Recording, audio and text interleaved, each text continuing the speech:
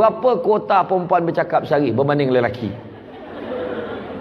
Berapa kuota perkataan lelaki bercakap sehari? Lelaki jumlah perkataan, menurut pakar memori Asia, seorang lelaki kalau bercakap sebanyak 8,000 patah perkataan sehari.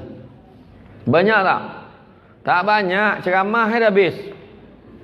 Itu yang suami kita perasan tak? Kalau jumpa kawan-kawan bukan main hidup lagi. Weh, ya. Kalau kau pandai, iya. Ya Allah, papal telefon tau. Kau lain kali janganlah bla bla bla bla. Balik rumah. Balik bang. Kuota perkataan dah habis. Makan bang. Cakap lah betul. Tak dapat dah cakap dah habis. Sampai malas nak jawab kan kita menjerit-jerit. Kenapa abang? Abang. Tak dapat dah jawab dah. Tak dapat jawab. Itu masalah tu.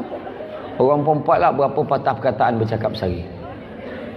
Hanya 28 hingga 30,000 patah perkataan sehari. Masalah yang paling besar adalah mesti dihabiskan. Itu masalah. Itu yang dia sampai pasal nak sampai tepuk-tepuk nak suruh dengar cerita dia. Cerita tak. Nak cerita lah tepuk. Dah ada masalah. Kena macam ni, cucu ni. Dan yang paling saya tak faham, orang lelaki tak faham satu perkara. Kenapa kalau bercerita kena tengok muka korang? Kenapa? Kenapa? Tengoklah sini ha.